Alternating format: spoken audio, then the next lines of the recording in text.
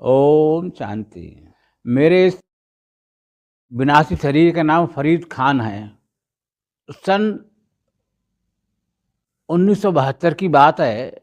हम टूंडले के रहने वाले हैं। तो टूंडले में एक प्रदर्शनी लगी थी। पर्चा मिला हमको छोटा सा कि परमात्मा से मिलो, परमात्मा से मिलो। तो हमने कहा भाई ये तो बहुत ज़रूरी बढ़िया बात है। ये तो हम तो पर्चा लेके वहाँ आगरा आए। वहाँ सुभाष पार्क में बहुत बड़ा मेला लगा हुआ था। वहाँ हमने फार्म भरा। तो बहन जी ने पूछा, बहन भाई थे वहाँ पर स्टाल बोले किससे मिलने हैं? मैंने हम खुदा से मिलने हैं। अरे तो फिर आइए आप, आपका नाम? मैंने कहा मेरा नाम फरीद खान है। बोला अरे तो बहुत बढ़िया बात है। उन्होंने फिर हमें नाम रजिस्ट्रेशन किया। फिर हमको बोला साप्ताहिक पाठ्यक्रम करिए। मैंने कहा बिल्कुल करेंगे। साप्ताहिक पाठ्यक्रम किया हमने। 7 दिन लगातार हम टूंडले से आगरा आते रहे। उसके बाद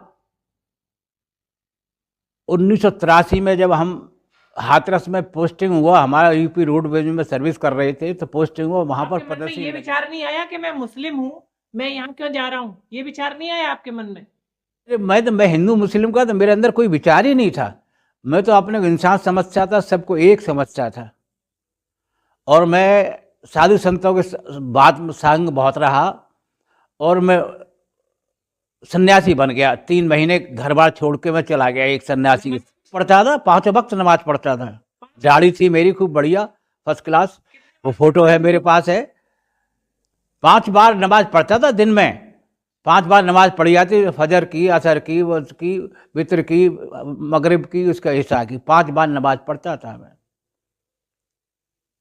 उसके बाद 1983 में हम हाथरस में जब सर्विस में तैनात थे, तो वहाँ गौशाला रोड पर एक बहुत बड़ा प्रदर्शनी लगी हुई थी। हम देखने गए। वहाँ एक बहुत बड़ा गोबर का वो बनाया जाता था, एक गोवर्धन। तो हमने कहा गोवर्धन को देखे कैसा क्या है। तो हम गए वहाँ, देखा तो वहाँ प्रदर्शनी लगी। तो अरे मैंने कहा हम तो इसको ढूंढ रहे थे, ये खूब मिले। तो वहाँ पर हमारे एक भाई थे, उन्होंने बोला आओ जी आओ आओ, खुदा का कलाम। अरे हम खुदा कलाम को तो ढूंढ ही रहे थे, वो मिल गया हमें। बस यहाँ क्लास करना कर दी हाथरस में। बहन जी ने समझा ये वो, तब योग लगेगा नहीं, योग नहीं। अरे हमें योग तो लगाना ही है, उसको याद करना, याद जब ही होगी। मांस आदि खाना छोड़ दिया। अच्छा, आपके जो मोहल्ले वाले हैं, आपके जो धर्म के हैं, आपके समुदाय के जो लोग हैं, उन्होंने इस चीज का विरोध नहीं किया? विरोध तो बहुत किया, विरोध। लेकिन सबसे पहली परेशानी तो यही आई कि हमारे घर वाले विरोध करने के, तुम कहाँ जाते हो, हिंदू हो गई है। मैंने कहा हिंदू कोई जाति नहीं होती। मैंने कहा सबसे पहला धर्म, 4 धर्म सनातन धर्म में पहला। मैंने कहा वो हमारे समझ में आ गई सारी बातें। जब पढ़ा तो था ही हमने पहले, वो हमने रिवाइज कर लिया, सब बात नहीं हो गई। फिर हमने कहा 4 धर्मों में सबसे पहले धर्म के हैं हम सब। हम समरी चौहान ठाकुर थे। हम 300 साल पहले हमारी दादी बताती थी, दादी को पेंशन मिलती थी। बाबा हमारे हवलदार थे ब्रिटिश गवर्नमेंट की पलटन में। ठाकुर आदमी ठहरे। सनातन धर्म आदि सनातन देवी से धर्म है पहला दुनिया में। को मिल गए, खुदा को पा लिया हमने, बस खुदा के हो गए। अब तो हम जो मौलवी थे, हमने तो सुना है कि वहाँ जो मौलवी हैं, अगर ऐसे कोई करता है, समुदाय से थोड़ा अलग जाता है, तो फतवा निकाल देते। हाँ, एक बार ऐसा हुआ, हम हाथरस में रह रहे थे, तो नमाज वगैरह पढ़ते थे। फिर हमने सब बंद कर दिया, दाढ़ी भी कटवा दी अपनी। तो कुछ समुदाय के, हमारे पीछे मस्जिद थी, समुदाय के 10-5 लोग आए और हमको कहने लगे आपने दाढ़ी कटा दी, अब मस्जिद में भी नहीं आते हो और नमाज भी नहीं पढ़ते हो। मैंने देखो जी, मैं असली मुसलमान हो गया। मैंने घूस खाने वाला मुसलमान नहीं। मुसलम ईमान, जिसका ईमान है वो ही मुसलमान है। मैंने की हर एक मुसलमान बोल सकता है। अच्छा, कुरान में लिखा है ना, कहीं किसी में भी नहीं लिखा, किसी धर्म में नहीं आका ये ऐसा चीज खाई जाए। ये तो राक्षसी भोजन है। भोजन 4 प्रकार के होते हैं, राजसिक, सात्विक, तामसी। और तो सात्विक भोजन हमने शुरू कर दिया। फिर क्योंकि हम साधु सन्यासी में बहुत रहे, 12 साल क्लास के लिए तैयारी कर रहे थे। तो 4-5 लोग आ गए पीछे मस्जिद में सवेरे फजर की नमाज पढ़ के। अरे अब नमाज पढ़ने नहीं जाते हो, दाढ़ी कटवा दी और वहाँ जाते हो, ये है वो। मैं देखो जी, अब मैं सच्चा मुसलमान हो गया। अब मैं खुदा के कलाम को रोज़ सुनता हूँ। और तुम 5 वक्त नमाज पढ़ते हो। मैं हर वक्त उसको याद करता हूँ, जब मर्जी तब याद कर लेता हूँ। वो हमारा दोस्त भी है, सब कुछ हमारे संबंध उससे, तुम्हें माता च पिता त्वमेवं, तुम्हें बंधु सखा त्वमेवं, तुम्हें संबंध दर्पण त्वमेवं, तुम सभी संबंध हमारे उससे है।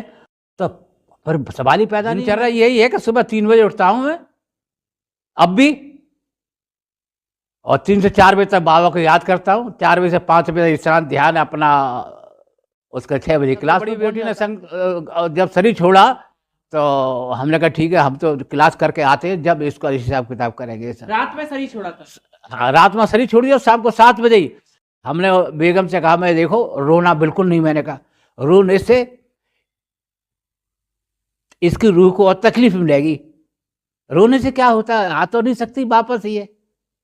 दिन रात भर रोती रहो, सुबह ही हम किराए पर रहते थे, नीचे मकान मालिक भी परेशान हो, किसी को परेशान मत करो। मैंने कहा अब परेशान करने के लिए नहीं आए दुनिया में, किसी को सुख शांति देने के लिए आए। जब रात भर हम बैठे रहे दोनों, हम बेगम हम दोनों, तो सुबह अपना स्नान ध्यान करके क्लास करने गए। बहन जी बताए ऐसे ऐसे बात है। बोला अच्छा कोई बात नहीं, उसको क्रियाक्रम करो। मैंने वो तो करना ही है भाई, दुनिया में रह रहे हैं तो वही। फिर हमने सारा उनको घर वालों को, उसके ससुराल को सब खबर भेजी, आए और मिट्टी उनकी लगा दी। खाक में सुख मिलता इलाही है, तो इलाही सुख मिल रहा है, तो दुनियादारी के सुख से हमें क्या लेना देना। बड़े बड़े पेपर्स आए। हमारा बड़ा लड़का जो था सर्विस करता था दिल्ली में, उसका अपेंडिक्स का हो गई, उसको पेट बहुत बड़ा हो गया। दोस्त हमारे पास छोड़ गया, बोला ये, तो हमने फौरन उसको ऑपरेशन कराया, और ऑपरेशन कराने के बाद सर्विस भी करते रहे, ऑपरेशन भी देखते रहे, और सब देखभाल करते रहे घर वाले वगैरह। तो जब वो बैठा बेड पे लेटे हुए थे, तो उसके नाक में वो लग रही थी गैस का, वो लग रहा था, सुई वगैरह लग रही थी, इंजेक्शन चला। हमने तुम तो ऐसे लग रहे हो जैसे कि भीष्म पितामह को बाण से सैया पर सुला दिया था उन्होंने, कृष्ण जी ने।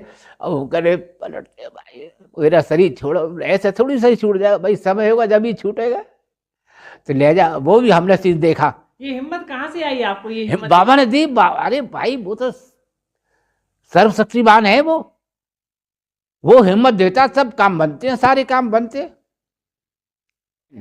87 ईयर्स का हो गया और मैं खूब अपना चलता फिरता हूँ। अभी 4-5 किलोमीटर साइकिल चलाता हूँ। यहाँ पचौरी भाई जी के साथ में रहे, बड़ी सेवा में रहे, सब जगह जगह जाते थे, जगह जगह सेवा करते थे। तो एक बार सिकंदरा से हम और पचौरी भाई आ रहे थे, वो हमारे वरिष्ठ भाई थे। तो उस वक्त जो ये दिसंबर का महीना था, 6 दिसंबर के बाद की बात है। तो कुछ उस हिंदू संप्रदाय के लोग बैठे थे। हमने कहा ओम शांति का नहीं, ओम शांति जय सिया राम बोलो। मैं जय सिया राम बाद में, पहले ओम शांति। मैं ओम ही तो सब, आत्मा ही तो सारा खेल करती है। जब ही ओम नमः शिवाय का मंत्र सिद्ध होगा, ओम नमः शिवाय का मंत्र जो मंदिरों पर लिखा हुआ, उसका मतलब ही यही है। साधु संत बड़े बड़े जटाजू उधारी नहीं जानते इस मतलब को, ओम को परमात्मा समझते हैं। ओम माने अहम आत्मा। जब भी ओम नमः शिवाय, मैं आत्मा नमन कर परमात्मा शिव है। इस्लाम में ये कहा है कि जब क़यामत वक्त होगा तो खुदावंद करीम आएंगे और हम सब रूहों का लेखा जोखा लेंगे, और जिसका जैसा हिसाब होगा वैसा उसको, जन्नत को जन्नत भेज देंगे और दोजख को भेज देंगे। रूह तो फला फिल्ला, वो तो मरती नहीं कभी, एक सही दूसरा शरीर लेती है। लेकिन इस्लाम इस बात को नहीं मानता। हम मानते हैं कि हमने समझ लिया ना, रूह तो मरती नहीं है, और ना वहाँ जब वापस जाती हो तो आ गई तो फिर उसको 84 का चक्कर लगाना ही पड़ेगा उसको। इस वक्त वो तो कहते क़यामत होगी जब खुदाबंद करीम आएंगे। मैंने क़यामत तो हो गई शुरू 1937 से ही, जब बाबा आया जब ही से क़यामत शुरू हो गई। और मोहम्मद साहब ने ये कहा था, 4-5 लोगों ने पूछा, जब मीटिंग हो रही थी, कुछ लोग बैठे थे उनके पास मजलिस में, तो उन्होंने कहा भाई क़यामत का क्या दौर होगा साहब बताइए। मोहम्मद साहब लास्ट हमारे पैगम्बर हुए इस्लाम के, तो उन्होंने कहा ऐसा है, देखो सबसे पहली क़यामत का ये निशान होगा कि अन्न पुड़ियों में बिकेगा, वो बिक रहा है। लड़कियां शौहर मांगेंगी कि हम फलां से शादी करेंगे, भाई भाई को काटेगा। ऐसे उन्होंने कुछ बातें बताई, वो सामने से चली, तो क़यामत तो चली रही है। हमारे पास एक खुदा का कलाम है, किताब है, हमारे एक बड़े भाई ने दी वहाँ पर मधुबन से, वो हम सुनाते लोगों को। हम तो यही कहते हैं कि भाई खुदावंद करीम आ चुके हैं, वो बताइए आपके इस जमी पर, और क़यामत का दौर चल रहा है। अब आप लोग जो है 5 वक्त की नमाज अदा कर रहे हैं, बहुत बढ़िया बात है। हमने कहते हैं ऐसा सहज तरीका बाबा बता रहा है, बाबी परमात्मा खुदाबंद करीम, जो 5 वक्त का तुम हर वक्त उसको याद कर सकते हो, अपनी रूह को, रूह से रूहानी बाप को याद कर सकते हैं आप। रूहानी बाप है वो हमारा, भाई बाप को याद करना, जन्नत तो मिलेगी उसको याद करने से। उसको जितना हम याद करें उतना ही आपको जन्नत का नज़ारा दिखेगा और जन्नत में जाएंगे आप 100%। पैगम्बर को कहने से नहीं जाएंगे आप, खुदा के कहने से जाएंगे। वो जैसा बताएगा वैसा चलोगे करोगे तो जन्नत में जाओगे। आज देश भर में आतंकवाद बहुत फैल रहा है और आतंकवाद में अधिकतर मुस्लिम समुदाय के जो भाई हैं वो ज्यादा फैला रहे हैं, लेकिन उनको ये पाठ पढ़ाया जाता है कि आप मर जाएंगे, कुर्बान हो जाएंगे तो आपको वहां जन्नत में हूरें मिलेंगी। बिल्कुल झूठ, बिल्कुल झूठ, बिल्कुल झूठ है ये। बताइए, विस्तार से बताइए। ऐसा है ना, देखो मरने के बाद जन्नत में जाएंगे नहीं, जन्नत काम यही होगी, जाएंगे कहीं, कोई कहीं नहीं जाएगा, जन्नत यही काम करेगा। क़यामत के बाद जन्नत आएगी, सृष्टि का चक्र घूम रहा है, काल चक्र इसको कहते हैं। बाबा ने समझाया हमें कि सत्ययुग, त्रेता, द्वापर, कलयुग है, फिर सत्ययुग आएगा। तो सत्ययुग में चलना है तो बाबा की बात समझो और समझो, बस सत्ययुग में आ जाओगे आप। आतंकवाद को तो ये कुछ फिरका परस्ती बातें हैं, आपस में लड़ाने वाली बातें हैं। कोई भी मुस्लिम, कोई भी धर्म आपस में लड़ना नहीं सिखाता, लेकिन एक समुदाय तो है, कुछ थोड़े लोग तो हैं। कुछ लोग हैं जो ऐसा कर रहे हैं, लड़ा रहे, लड़ रहे, लूट मार कर रहे, तो उनका तो विनाश हो ही जाएगा, उनको तो फना फल्ला हो ही जाएंगे, उनको तो कोई रोक ही नहीं सकता। और हो रहे खुदा को मिलने से या बाबा को बनने से सुख मिलता इलाही है, तो इलाही सुख हमको मिल रहा है, और क्या चाहिए। और इलाही सुख लेना, तुम भी मिलो बाबा से, बाबा का हाथ पकड़ो, बाबा का ज्ञान समझो। भाई ये भी एक इल्म है जो इस रूहाले आला हम रूहों को दे रहा है। हम सब रूह है, वो रूह आला है, हम आत्मा है, वो परमात्मा है। बाबा मीन्स खुदा। खुदा उसको कहा जाता है जो को सब पर रहम करता है, उसको रहम इलाही कहते हैं। अल्लाह तैन, अल्लाह कहते हैं, रहम, समझे, जो रहम करता सबके ऊपर। तो खुदा के अलावा और कोई नहीं कर सकता, पीर पैगंबर कोई नहीं कर सकता। वो साथ में आसमान में रहता है, जिसको शांति धाम कहते हैं, जिसको आलम अरफा कहते हैं उर्दू में लोग, वहाँ का रहने वाला है। हम भी वहाँ के रहने वाले हैं। उसका वास्तविक नाम तो भाई शिव है। शिव माने कल्याणकारी, अल्लाह हमारे रहम करने वाला। ये फारसी में लफ्ज़ है, लेकिन हिंदी में शिव है, तो हम तो हिंदुस्तानी है, हिंदी जानते हैं। आज दुनिया में ये मतभेद है कि तुम्हारा अल्लाह है साहब, हमारा परमात्मा है। ये सब मतभेद कैसे? मतभेद तो अपनी मतों से है। मतभेद का मतलब मतों से है। अलग अलग मत है तो अलग अलग मतभेद है, लेकिन एक मत में आ जाओ तो एक ही बात बन जाएगी। एक चीज और आप जानना चाहेंगे खान साहब आपसे हम, कि आज आपके यहाँ जो ईद होती है, ईद का बहुत बड़ा त्योहार मनाया जाता है, बकरीद जिसे बोलते हैं, उसमें बकरे को काट करके बलि देना कितना सही है? बिल्कुल गलत, ये तो हो ही नहीं सकता। ये हमारे बड़े बड़े, क्या अल्लाह, सुनो, बड़े बड़े पीर पैगंबरों ने जब ये बलि की बात आई तो, हाँ, कुर्बानी की बात आई, तो एक हमारे हजरत हुए जिन्होंने बहुत अल्लाह को प्यारे थे, अल्लाह को मानने वाले थे। उन्होंने कभी ऐसा है तुम मुझे बहुत प्यार करते हो, हाँ कहते अपने लड़के को बलि दे दो, लड़के की कुर्बानी दे दो। उन्होंने कहा अच्छा दे दूंगा मैं। उन्होंने कहा रुक लो, पहले बेगम से पूछ लूँ। उन्होंने बेगम से पूछा, उन्हें दे दो। अरे अल्लाह मांग रहा है तो हाँ अल्लाह का ही सब है, दे दो। बोले अच्छा चलो। ले गए उनको एक बियाबान जंगल में, और आंखों से पट्टी बांधे। उन्हें आंखों पट्टी तुम बांधो, हम नहीं बांधेंगे। उन्होंने तुम नहीं कर पाओगे बलि। उन्होंने कहा नहीं, हम अल्लाह की राह में कुर्बान देंगे बच्चे को। जब उन्होंने कुर्बानी देना शुरू किया तो उसको हटा के अल्लाह ने बकरा उसकी जगह रख दिया, बच्चे को अलग। ये कितना सच है? अरे ये तो हदीस में है, हमारे इस्लाम में भगवान ने बताया, ये तो आपको लिखा हुआ है, लेकिन कितना सच है कि उसकी बलि करनी चाहिए बकरे की? नहीं तो फिर वो एक वो बना दिया एक तरह से, क्या कहते हैं, रिवाज बना दी कि बकरे की बलि दो अल्लाह खुश हो जाएगा। तो ऐसा नहीं है, अल्लाह तो वैसे ही खुश है, आपको याद तो करें आप उसको। वो बकरे की बलि से खुश नहीं होता, कुर्बानी से खुश नहीं होता। कुर्बानी अगर ये तो सब फिर एक धर्म की आड़ लेके लोग कर रहे हैं। यहाँ तो अरब कंट्रीज में तो ऊंट को काट के वो कुर्बानी देते हैं, यहाँ तो कुछ भी नहीं है। पर वो गलत है। गलत तो है ही, भाई कुर्बानी आप अपनी दीजिए, आप अपनी प्यारी चीज को दीजिए आप। तो बेटे से प्यारी कौन सी चीज है? उन्होंने उसको देने के लिए कुर्बान हो गए, उन्होंने उसकी कुर्बानी मंजूर कर ली और दुम्बे को रख दिया। आप भगवान अल्लाह खुदा की बात करें, वास्तव में वो कुर्बानी किस चीज की मांगता है, कृपया बताएं। वो तो कह रहे अपनी बुराइयों को कुर्बानी दो हमें, कोई काम करो, लोभ अहंकार 5 हैं ये असली इनको कुर्बानी देना ही कुर्बानी है और कुछ नहीं है। ये तो एक फिरका परिस्थिति की बात है, मतलब ये कि लोग कर रहे हैं तो कर रहे हैं भाई, लेकिन सनातन धर्म में ऐसा नहीं है। सबसे पहला धर्म के हम हैं, पहले धर्म में फिर आ गए हम, कोई ऐसी बुराई नहीं है, सर्वोपरि है। और उसी का एक छत्र राज होगा फिर दोबारा भारत में। लक्ष्मी नारायण से शुरू होती है हमारी भारत की डिनास्टी, श्री लक्ष्मी श्री नारायण, वहां से शुरू होता है भारत का हिसाब किताब। भारत जो सोने की चिड़िया था वो पुनः बनने वाला है, वो पुनः बनेगा और बनेगा, 100% बनेगा, कोई रोक नहीं सकता उसको। लोग ऊँट भर भर के ले गए सोमनाथ का मंदिर में, हमने इतने अपना लगा दिया सोना चांदी जेवरात, और इस्लाम धर्म आया सब लूट लाट के ले गया। तो अपने को दूसरा उसको समझते थे कि ये तो हिंदुओं का है। हिंदू कोई जाति नहीं है, सनातन धर्म है। पूरा नाम क्या है इसका, सनातन धर्म का? आज सनातन देव देवता धर्म है, फरिश्तों की दुनिया जिसको कहते हैं।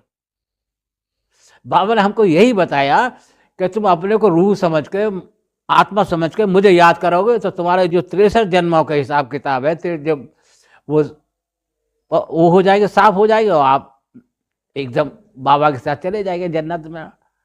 बाबा फिर जन्नत में भेज देगा हमें शांति धाम से। याद तो ठीक है, योग तो ठीक है, लेकिन ज्ञान फिर कहाँ से लें? ज्ञान कहाँ से मिलेगा? ज्ञान तो बाबा के घर में मैं कहाँ मालूम, बताइए। जगह जगह बाबा ने दुकानें खोल रखी है, दो जगह सेंटर बना रखे हैं, जगह जगह। दुकानों के नाम बताइए। प्रजापिता ब्रह्मा कुमारी ईश्वरी विश्वविद्यालय है, विद्यालय में पढ़ाई होती है, सभी लोग पढ़ते हैं। कहाँ कहाँ पर बने हुए हैं विद्यालय? विद्यालय कहाँ कहाँ बने हुए हैं? हर जगह बने, हर डिस्ट्रिक्ट में बने हुए, हर तहसील में बने हुए विद्यालय। तो अब तो गाँव गाँव में गीता पाठशाला बनती जा रही। गीता का ज्ञान है ये, गीता सब सर्वमोर्शी शास्त्र है, बाद में सब बने, वो सब बाई प्लॉट है वो तो। अच्छा फरीद खान जी, आपसे हमें बात करके बहुत अच्छा लगा, आपने बहुत अच्छी अच्छी बातें बताई। कोई आपका विशेष, कोई अलग, कोई अपना जीवन में आपने बहुत उतार चढ़ाव तो देखे ही हैं, बाबा से आपको विशेष मदद मिली हो, कोई और विशेष? एक बार की बात है कि हम बस में सफर कर रहे थे, 15-20 आदमी थे, तो उसमें कुछ बदमाश चढ़े आए थे पीछे से, और 2-3 बदमाश और रास्ते में से बैठ गए। तो हमको शक हुआ, ये रास्ते में से टिकट तो लिया है इन्होंने, रास्ते में से क्यों चढ़ा रहे हैं, जरूर कुछ ना कुछ बात है। हमको टचिंग थोड़ी सी बाबा की हुई। आगे सब 5-6 बदमाश, एक उसमें पिस्टल वाला था और बाकी पास डंडे वाले थे। जैसी गाड़ी थोड़ा आगे चली, सुनसान जंगल, पिस्टल वाले उसके ड्राइवर के कान पिस्टल रख दी। हमने कहा मैं समझ रहा था बाबा टच किया कि बदमाश है, बाकी बदमाश है ये। उन्होंने पीछे से लोगों से पैसे लेना शुरू कर दिया। मेरे पास आया, भाई तुम्हारे पास? मैंने, हम तो भाई कर्मचारी आदमी है रोडवेज के, हम तो सफ़र करके घर वापस जा रहे, उन्हें निकालो। मैंने 20 का नोट उसको दे दिया और मैंने उन 6 को इशारा कर दिया था कि मैं इसको पकड़ लूँगा पिस्टल वाले को, तुम मारपीट शुरू कर देना, इनका डंडा लेके इन्हीं को पिटाई करना। मैं 2 मिनट बाबा की याद है, मैंने एकदम शक्ति आ गई मुझे, मैं फौरन उठाया झट से, मैंने उसको गोली भर ली उसकी पिस्टल वाले की। अब मारा साले झटका पीछे, फिर से मैं घबरा गया, मैं चला पिस्टल। इतने में आ गई पुलिस चौकी, आ गई थोड़ी दूर से। हमने कहा गाड़ी स्टार्ट करो, चलो पुलिस चौकी रोको। पुलिस चौकी पहुंच गए, वहाँ ऐसा ही बैठे हुए थे 2-3 सिपाही। हमने 5-6 बदमाशों पकड़ लिया। अरे आपने बड़ा बहादुर तो है ही। मैंने कहा बाबा के बच्चे हम, बहादुर है। मैंने कही पैसे सबको दिलवाओ, पैसे सबको वापस करा दिए। उसमें एक हमारी जान पहचान का ही बैठा हुआ था, हमारे गांव का, वो शहर का ही आदमी। वो 56,000 रुपये उसी के पीछे ही लगे चले आए थे बदमाश। उन्होंने फिर औरों को भी नंगा धुरी ले ली, उसके मैंने सबके पैसे वापस करा। और फिर वो पिस्टल वाला मुझसे कहता मैं तुमको देख लूँ, मैंने एक झापा और दिया। बहुत अच्छा, आपसे मिलकर बहुत अच्छा लगा।